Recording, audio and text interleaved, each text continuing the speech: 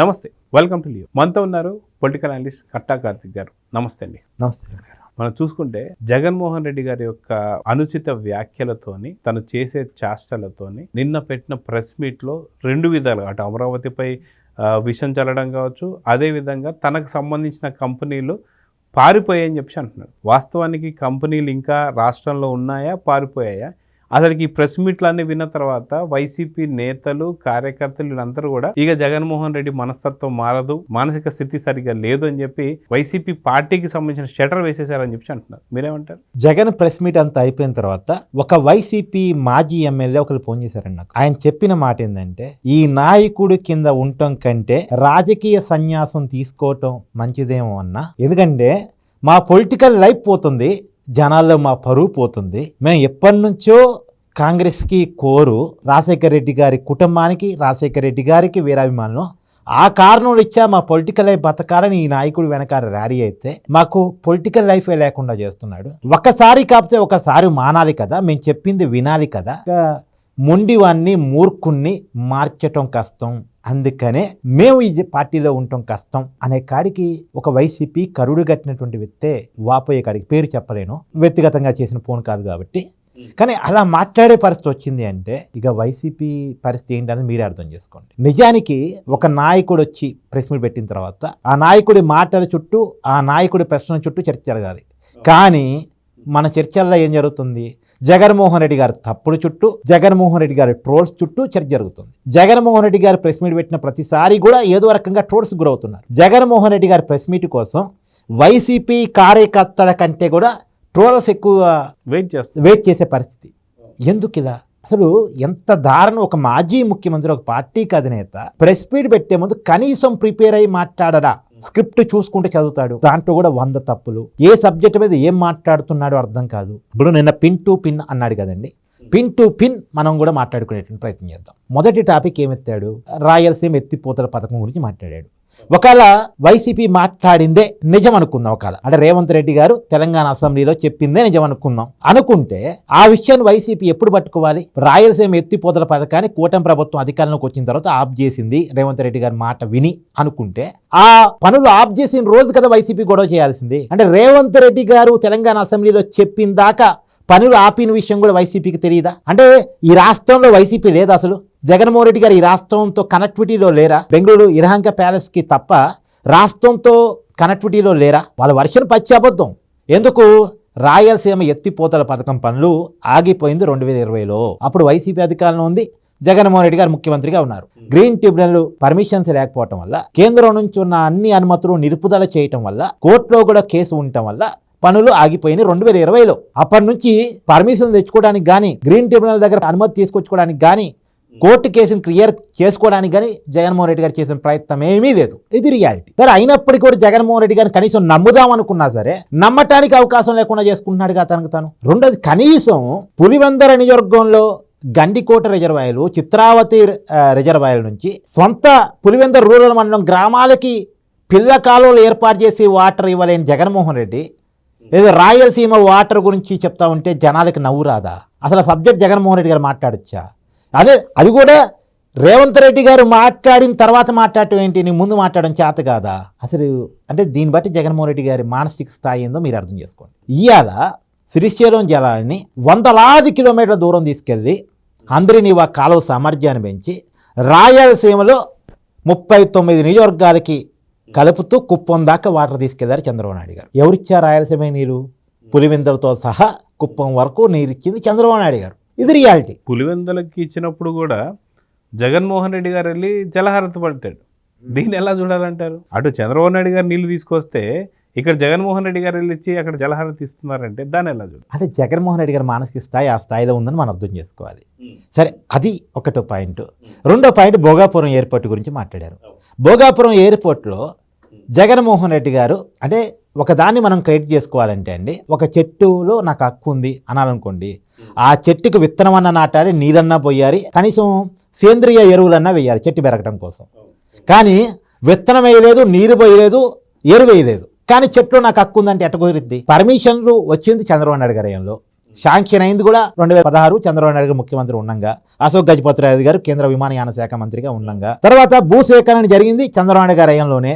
జగన్మోహన్ రెడ్డి గారు భూసేకరణ వ్యతిరేకిస్తూ మాట్లాడిన వీడియోస్ కూడా యూట్యూబ్లో ఉన్నాయి. భూసేకరణ జరిగింది, పర్మిషన్లు వచ్చినాయి, ప్రాజెక్టు శాంక్షన్ అనేది జిఎంఆర్కి కాంట్రాక్ట్ ఇచ్చారు. జిఎంఆర్కి కాంట్రాక్ట్ ఇవ్వడానికి కూడా జగన్మోహన్ రెడ్డి గారు వ్యతిరేకిస్తూ మాట్లాడినటువంటి వీడియోలు ఉన్నాయి. ఇక జగన్మోహన్ రెడ్డి గారి క్రెడిట్ ఎక్కడ ఇవ్వాలి? ఒకవేళ జగన్మోహన్ రెడ్డి గారి క్రెడిట్ కావాలనుకుంటే 2019లో అధికారానికి వచ్చాడు కదా, నీ చేతిలో 5 సంవత్సరాల అధికారం ఉంది కదా. 5 సంవత్సరాల అధికారం ఉన్నప్పుడు భోగాపురం ఎయిర్పోర్ట్ని కంప్లీట్ చేయించుకొని నువ్వే ఓపెన్ చేసుకుని క్రెడిట్ నీ ఖాతాలో వేసుకునే అవకాశం నీకు ఉంది కదా, ఎందుకు వేసుకోలే? ఇప్పుడు నిజానికి పెద్ద శంషాబాద్ ఎయిర్పోర్ట్ 31 నెలల్లో కంప్లీట్ అయిందండి. నీ చేతిలో 60 నెలల అధికారం ఉంది, కంప్లీట్ చేసుకుని నీ చేతిలో వేసుకోలే. మరి నీకు హక్కు కావాలంటే ఎక్కడి నుంచి వస్తుంది? నిజానికి జరిగింది ఏంది, 2019లో జగన్మోహన్ రెడ్డి గారు అధికారంలో రాగానే జిఎంఆర్ సంస్థకు ఉన్నటువంటి కాంట్రాక్ట్ రద్దు చేశారు. రద్దు చేసిన తర్వాత మళ్ళీ అదే జిఎంఆర్ సంస్థను పిలిచి 2022 నవంబర్లో కాంట్రాక్ట్ ఒప్పచెప్పారు. మధ్యలో ఏం జరిగింది అంటే 2020-21 మధ్యలో కాకినాడ సెజ్జుకు సంబంధించినటువంటి జిఎంఆర్ వాటాలని 41% పైగా వాటాలని అరవిందో రియాలిటీకి అమ్మటం జరిగింది. అమ్మారా, రాసిచ్చారా, లాక్కున్నారా మీకు తెలియంది కాదు, ఇక నేను చెప్పాల్సిన లేదు. సో అరవిందో రియాలిటీకి జిఎంఆర్కి మధ్య షేర్లు బదలాయింపు జరిగింది కాబట్టి అప్పుడు దాకా వ్యతిరేకించినటువంటి జిఎంఆర్ మంచోడైపోయాడు. చంద్రబాబు నాయుడు జేబు సంస్థను విమర్శించిన సంస్థకే పిలిచి 2022 నవంబర్లో పనులు అప్పచెప్పారు. అంటే చూడండి, 2022 నవంబర్ అంటే 2019 నుంచి 2022 మొత్తం కూడా వేస్ట్ అయిపోయింది. 19 వేస్ట్ అయింది, 20 వేస్ట్ అయింది, 21 వేస్ట్ అయింది, 22 వేస్ట్ అయింది.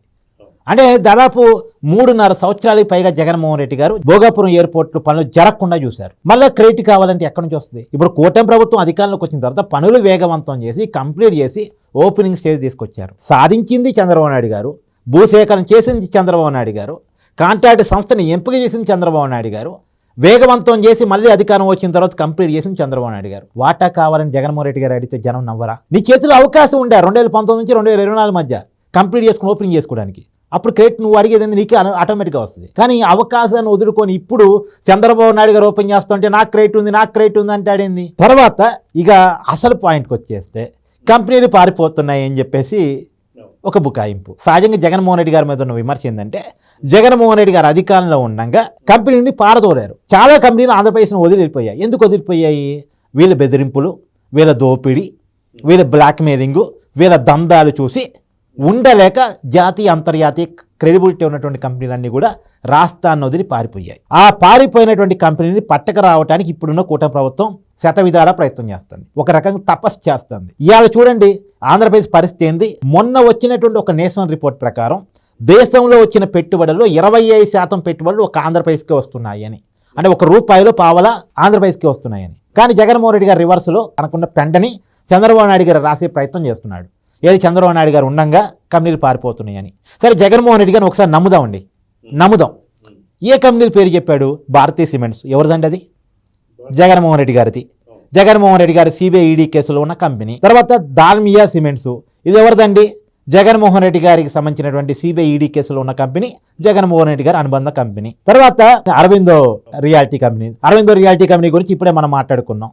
మొన్న కూడా సిఐడి ఎంక్వైరీ చేస్తే మళ్ళా కాకినాడ సెజ్జికి సంబంధించి, కాకినాడ పోర్టుకి సంబంధించి మళ్ళా వాటర్ రీప్లేస్ చేశారు. అది విజయసాయి రెడ్డి గారి బంధువుల కంపెనీ. తర్వాత రాంకి జగన్మోహన్ రెడ్డి గారు సిబిఐడి కేసులో ఉన్న కంపెనీ. తర్వాత సంజయ్ జిందార్ కంపెనీ అన్నాడు. సంజయ్ జిందార్ గతంలో ముంబై నటికి సంబంధించినటువంటి హీరోయిన్ కేసు చూసాం కదా, కాదంబరి జత్వాని కేసులో ఉన్నటువంటి కంపెనీ. సో అన్ని కూడా జగన్మోహన్ రెడ్డి గారి కంపెనీల పేరు చెప్పుకొని ఈ కంపెనీలు పారిపోతున్నాయి అంటాడు ఏంటండి? కనీసం ఒక జాతీయ కంపెనీ, ఒక అంతర్జాతీయ కంపెనీ పేరు చెప్పి ఈ కంపెనీ చంద్రబాబు నాయుడు గారి పరిపాలనలో పారిపోతుంది అని చెప్తే నమ్మడానికి అవకాశం ఉంటుంది. సొంత కంపెనీల పేరు చెప్పుకొని ఈ కంపెనీలు పారిపోతున్నాయి అంటే ఎందుకు పారిపోతున్నాయి అంటే ఇప్పుడు 2024 ఎన్నికల కంటే ముందు సున్నపురాయి గనుల లీజుని అక్రమంగా వాటికి భారతీయ సిమెంట్స్కి, దాల్మియా సిమెంట్స్కి కేటాయిస్తే అది అక్రమంగా కేటాయించినటువంటి గనుల లీజులు కదా, దానికి సమాధానం చెప్పండి అని నోటీసులు పంపిస్తే పారిపోతాయా? ఇవన్నీ మన జగన్మోహన్ రెడ్డి గారి కంపెనీలు అడ్డగోలుగా సంపాదించుకున్న కంపెనీలు. వీటన్నిటి మీద సిబిఐ ఈడీ కేసులు ఉన్నాయి. ఏ కంపెనీ కూడా నిజాయితీ కంపెనీ కాదు, ఏ కంపెనీ కూడా క్రెడిబిలిటీ ఉన్న కంపెనీ కాదు. ఇలాంటి కంపెనీల పేరు చెప్పి పారిపోతున్నాయని జగన్మోహన్ రెడ్డి గారు చెప్తే వైసీపీ కార్యకర్త కూడా నవ్వుతాడు కదా, బయట వదిలేయండి, వైసీపీ కార్యకర్త కూడా నవ్వుతాడు కదా. సో ఇలాంటి నాయకుడి కింద ఎవడుంటాడు చెప్పండి? కనీసం ప్రిపేర్ అయ్యి వచ్చే ముందు ఏ కంపెనీల పేరు రాసుకోవాలనేది కనీసం ఉండాలిగా. అంటే ఇలాంటి ప్రెస్ మీట్ చూసిన తర్వాత, ఈ ప్రెస్ మీటే కాదండి, జగన్మోహన్ రెడ్డి గారు ప్రతి పర్యటన చూడండి, ప్రతి ప్రెస్ మీట్ చూడండి, ఏదో రకంగా ట్రోలింగ్ అవుతూ ఉంటుంది. పోయినసారి వచ్చి పరకామణి చోరీ చిన్న చోరీగాను ఒకసారి అన్నాడు. తర్వాత ఇంకొకసారి కోటి సంతకాల సేకరణ అని చెప్పేసి కొద్దిగా వైసీపీకి మైలేజ్ వస్తుంది అనుకున్న టైంలో మొత్తం దెబ్బతీసేలాగా, అవునండి మేము అధికారంలోకి వస్తే 6 నెలలు అందరినీ జైల్లో పెడతాం అన్నాడు, పారిశ్రామికవేత్తలను ఉద్దేశించి. అంటే బెదిరించిపోయాడు. మొత్తం వైసీపీ నాయకులు కార్యకర్తలు కష్టపడి పార్టీకి మైలేజ్ తీసుకొస్తే మొత్తం బూడి చేసి పడేస్తాడు. వైసీపీ నాయకులంతా తలలు పట్టుకుంటున్నారు. చివరికి పాపం సజ్జల రామకృష్ణారెడ్డి గారు కింద మీద పడి, లేదండి అమరావతి ఇక తప్పపోయి రాజధాని మేము ఒప్పుకుంటున్నాం, ఇక అన్నీ కడుతున్నారు కదా, కట్టిన వరకు చాలేండి, దాన్ని రాజధానిగా ఉంచినని ఏదో ఒక ప్రైవేట్ సదస్సులో చెప్పి కవర్ చేసుకునే ప్రయత్నం చేశాడు. జగన్మోహన్ రెడ్డి గారు ఏం చేశారు నిన్న, లేదు అమరావతి నదీ గర్భంలో ఉంది అని చెప్పేసి నదీ గర్భానికి నది ఒడ్డుకి తేడా తెలియని విధంగా మాట్లాడిపోయాడు. ఇప్పుడు చివరికి అక్కడ తాడేపల్లిలో వైసీపీ వాళ్ళు ఉంటారుగా, గుంటూరు కృష్ణా విజయవాడ అక్కడ వైసీపీ వాళ్ళు ఉంటారుగా, వాళ్ళు అమరావతిని నదీ గర్భంలో ఉంది అనేసరికి తలలు పట్టుకోకుండా ఉండకుండా ఎవరు ఉంటారో చెప్పండి? వైసీపీలో ఎవడు ఉండాలనుకుంటాడు చెప్పండి? కనీసం అక్కడ ఓటేసేవాడు ఎవడు చెప్పండి? అలాంటి మునిగిపోయే పడవలో ఎక్కాలని ఎవడు అనుకుంటాడు చెప్పండి? వాళ్ళ నాయకుడే, అంటే ఎవరైతే రథసారథిగా ఉన్నారో, పైలట్గా ఉన్నారో అతనే వాళ్ళ పార్టీని ముంచేస్తుంటే, పిసికేసి చంపేస్తుంటే ఎవరు ఉంటారని పొలిటికల్ లైఫ్ని కిల్ చేసుకోవాలని ఎవరు అనుకుంటారు చెప్పండి? చివరికి జగన్మోహన్ రెడ్డి ప్రతి పర్యటన చూడండి, అప్పట్లో ఎప్పుడో సంవత్సరం క్రితం చనిపోయిన కార్యకర్తను సంవత్సరం తర్వాత వాళ్ళ కుటుంబాన్ని పలకరించడానికి జగన్మోహన్ రెడ్డి గారు పోయారు. పోతూ ఇంకొక 3 కార్యకర్తను చంపేశారు. చివరికి కారు కింద పడేసి సింగయ్య చనిపోతే అప్పటికప్పుడు పరామర్శించిన పాపానికి కనీసం హాస్పిటల్ పోయిన పాపం కూడా లేదు. కనీసం జగన్మోహన్ రెడ్డి గారి కాన్వాయ్లో అనేక వెహికల్స్ ఉన్నాయి, ఒక కారు ఇచ్చి పంపించిన పాపాన్ని కూడా పోలేదు. సరే దాన్ని కవర్ చేసుకునే ప్రయత్నాన్ని చేయాలి. చివరికి వాళ్ళ సింగయ్య భార్యని పిలిపించేసి మళ్ళీ ఆమెతో ఒక మాట చెప్పించారు. ఆమె చెప్పిన ప్రకారం కూడా వైసీపీ రెక్కపోయింది. ఆటోలో తీసుకెళ్దాం అనుకుంటే పోలీసులు ఒప్పుకోలేదని ఆటోలో తీసుకెళ్ళడం అన్ని కార్లు ఉంచుకొని. అంటే ప్రతిసారి వైసీపీ జనం ముందు దోషిగా దొరుకుతూ ఉంది. ఇప్పుడు అధికారం కోల్పోయినప్పటి నుంచి చూడండి, ఫస్ట్ జగన్మోహన్ రెడ్డి గారు తీసుకున్న ప్రోగ్రాం కూటమి నాయకుల అరాచకాల వల్ల వైసీపీ కార్యకర్తలు 36 మంది చనిపోయారు అని ఢిల్లీలో పోయి ధర్నా చేశాడు, రాష్ట్రపతి పాలన పెట్టాలని. అప్పుడు నేషనల్ మీడియా వాళ్ళు అడిగారు, సరే 36 మంది అంటున్నారు కదా, పేర్లు చెప్పండి అని. 4 గరుచుకున్న పరిస్థితి, పరువు పోయింది, తలలు పట్టుకున్నారు వైసీపీ నాయకులు. తర్వాత వచ్చి వినుకొండ దగ్గర ఏదో రషీద్ మరణం, వాళ్ళేదో గ్యాంగ్ వార్ ఉంటే దాన్ని ఓన్ చేసుకుంటూ అదేదో టీడీపీ కార్యకర్త చంపారని చెప్పే ప్రయత్నం చేశారు. దానివల్ల అక్కడ మైనార్టీలు దూరం అయ్యారు. వారు ఇద్దరి మధ్య కూడా జరిగితే దాన్ని రాజకీయం చేస్తాడేంటని అక్కడ లోకల్ వాళ్ళకి తెలిసింది కదా ఇష్యూ. దాని తర్వాత ఈ గంజాయి బ్యాచ్ విషయంలో పోలీసులు కఠినంగా ఉంటే గంజాయి మీద, వాళ్ళు పోలీసుల మీద దాడి చేస్తుంటే వాళ్ళకి గట్టిగా బుద్ధి చెప్పాలి, ప్రజల మీద తిరుగుబాటు చేస్తున్నారు. లోకల్ ఎలా ఉంటుందంటే అండి, పోలీసుల మీద దాడి చేశారనుకోండి, వాళ్ళు ప్రజల్లో పోలీసు చులకనైపోతారు. మిమ్మల్ని కొడుతున్నారు, మాకి మీరు రక్షణ ఇస్తారు అని చెప్పేసి ప్రజలు పోలీసుల మాట వింటాం మానేసి ఆ రౌడీల మాట వింటాం స్టార్ట్ చేస్తారు. కాబట్టి రౌడీలకు భయం లేకుండా పోతే ప్రజల ముందు పోలీసులు చులకనవుతారు. కాబట్టి ఏ సెంటర్లో పోలీసులను కొట్టారో అదే సెంటర్లో గంజాయి బ్యాచ్ని కొట్టారు. కొట్టడం తప్ప ఉప్ప పక్కన పెట్టండి, కానీ ఆ పరిస్థితులు వాళ్ళకు ఉన్నటువంటి సిచ్యువేషన్ చెప్తున్నాను నేను మీకు. అయితే గంజాయి బ్యాచ్ని పరామర్శించడానికి మాజీ ముఖ్యమంత్రి పోవటం ఏంటండి? ఒక పార్టీకి అధినేత, ఒక మాజీ ముఖ్యమంత్రి గంజాయి బ్యాచ్ని పోలీసులు కొట్టారని చెప్పి గంజాయి బ్యాచ్ని పరామర్శించడానికి వెళ్ళాడు. అది వైసీపీ నాయకులను తలలు పట్టుకునే పరిస్థితి. చాలామంది వద్దని చెప్పారట. నాకు గుర్తున్నంత వరకు అండి, చాలామంది వైసీపీ సీనియర్ నాయకుడు జగన్మోహన్ రెడ్డి గారికి మనం ఈ విషయంలో ఇలా వెళ్ళకూడదు అని చెప్పారు.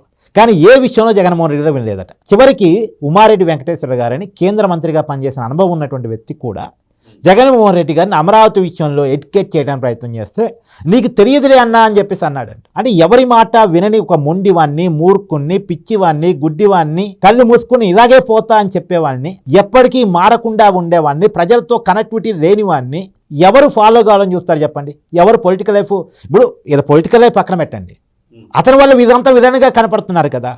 అంతే గతంలో మనం చూసుకునే సీనియర్లు మేకపాటి కావచ్చు, ఉండవల్లి గారు, ప్రతి ఒక్కరు చెప్పినా సరే వినటువంటి వైఖరి. మేకపాటి గారు అయితే నెత్తి నోరు మొత్తుకున్నారట. మేకపాటి రాజమోహన్ రెడ్డి గారు ఈ సుదీర్ఘకాల రాజకీయ అనుభవం ఉంది, కొన్ని దశాబ్దాల రాజకీయ అనుభవం ఉంది. సరే పార్టీ ఏదైనా అక్కడ రాజకీయంగా గౌరవిస్తారు ఆ కుటుంబాన్ని, కానీ ఇలా కాదు మన పద్ధతి అంటే కనీసం అతనికి అపాయింట్మెంట్ కూడా లేదు. బంధువే జగన్మోహన్ రెడ్డి కోసం రాజీనామా చేసి వచ్చిన బాలినేని శ్రీనివాసరెడ్డి చెప్పిన మాట వినకపోతే అతన్ని పట్టించుకోవడం మానేస్తే పార్టీకి రాజీనామా చేసి జనసేనలో జాయిన్ అయ్యాడు. ఇవాళ అధికారం ఉందని జనసేనలో జాయిన్ కావటం కాదండి, వీళ్ళంతా అధికారాన్ని వదులుకొని జగన్మోహన్ రెడ్డి గారి కోసం తెగించిన వాళ్ళు ఒకప్పుడు. వీరంతా జగన్మోహన్ రెడ్డి గారి కోసం రాష్ట్రంలో కేంద్రంలో కాంగ్రెస్ పార్టీ అధికారంలో ఉన్న పదవులు ఎదుర్కొని రిస్క్ చేసి జగన్మోహన్ రెడ్డి గారు ట్రావెల్ అయిన వాళ్ళు. కానీ ఇవాళ జగన్మోహన్ రెడ్డి గారితో ఉండటానికి వాళ్ళు ఇష్టపడట్లేదు అంటే అది జగన్మోహన్ రెడ్డి గారు స్వయంకృతాపరాధం.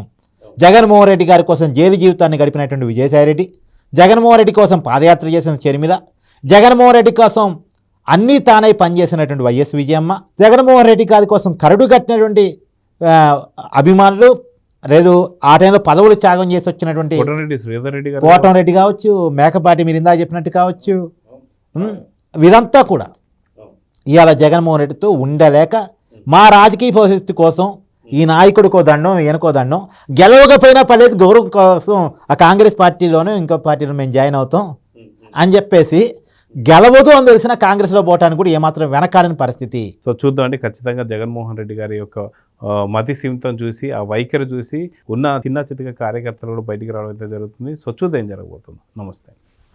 Please subscribe to Leo news for more videos.